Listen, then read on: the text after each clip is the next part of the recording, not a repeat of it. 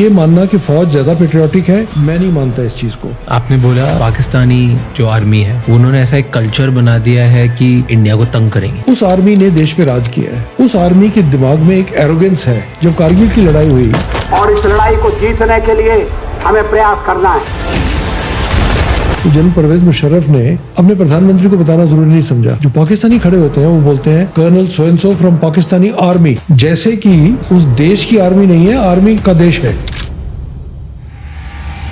हमने अपनी एक स्ट्रेटजी बनाई थी कि हम इनका जवाब नहीं देंगे। तो एक दिन वो पाकिस्तानी ब्रिगेडियर साहब मुझे कहने लगे, तुम बोलते क्यों नहीं जब हम बोलते हैं? तो क्योंकि हमारी फौज की एक ट्रेनिंग है कि जब बास्केटबॉल खेलते हो ना तो ड्रिबलिंग के नंबर नहीं होते, बास्केट स्कोर करने के नंबर होते हैं।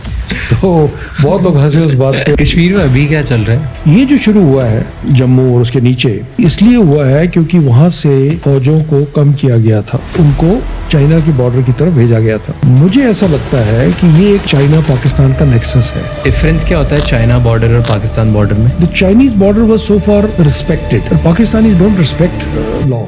Do you think change in world order is happening? Change in world order is happening. Israel is not listening to America. Who do you think is going to be the next superpower? China is definitely going to be there. I see no reason why will not be one of the three. Said America definitely will remain. अब जब ऐसी situation में जहाँ आपको पता है कि chaos है, हम मर सकते हैं, उस टाइम पे एक आर्मी ऑफिसर के या एक सोल्जर के दिमाग में चलता क्या?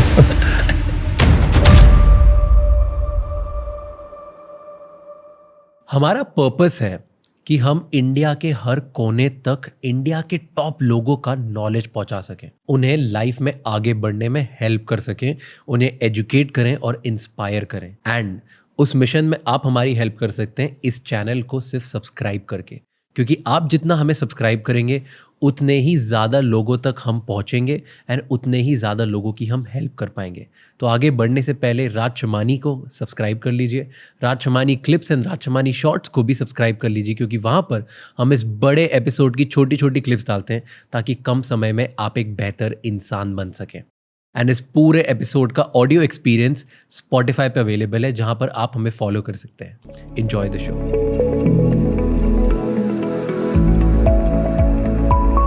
यू हैव सेड, एक रिसर्च पेपर में आपने बोला था कि आर्मी में आपने कभी पेट्रियाटिज्म वर्ड नहीं सुना।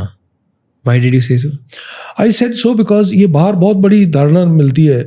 जब मैं लोग एक्चुअली इसकी बैकग्राउंड है 2016 या 17 में मैं IIM अहमदाबाद में गया था।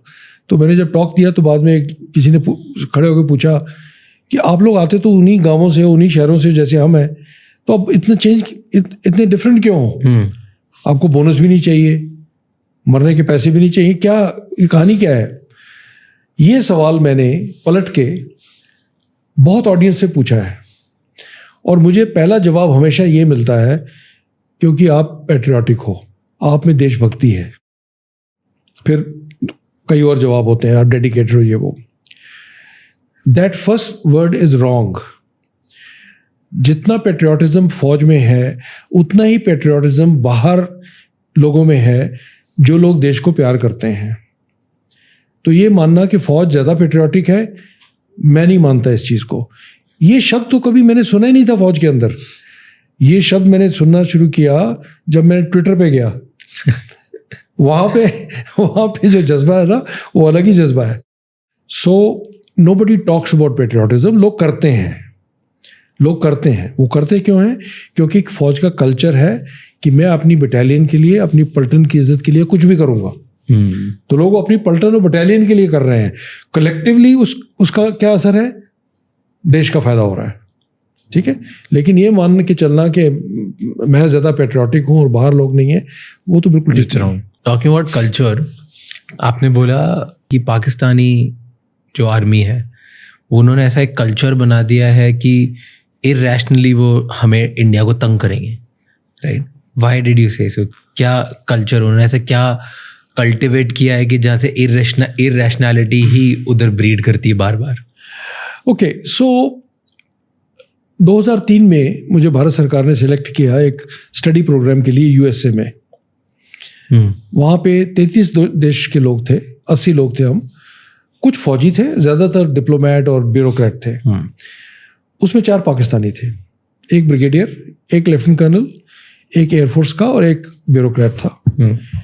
वो जो 2 पाकिस्तानी ऑफिसर्स थे उनसे डील करके मुझे इतनी इंसाइट मिली, क्योंकि जब हम वहाँ गए थे तो एक धारणा है देश में कि देखो है तो हमारे जैसे ही लोग, हमारे जैसे ही थे, हमारे जैसे थे, they are human being like us, that's true. लेकिन उनकी आर्मी हमारी जैसी नहीं है। क्यों? उस आर्मी ने देश पे राज किया है।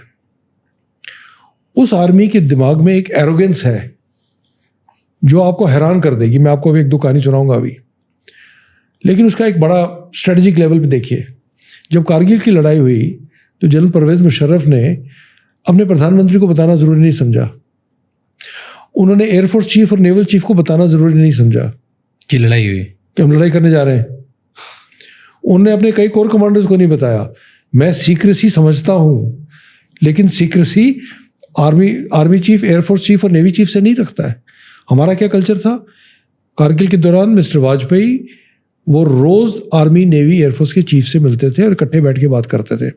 तो एक वो इनबिल्ट एरोगेंस है। तो जब मैं वहाँ पहुँचा हवाई में कोर्स करने के लिए,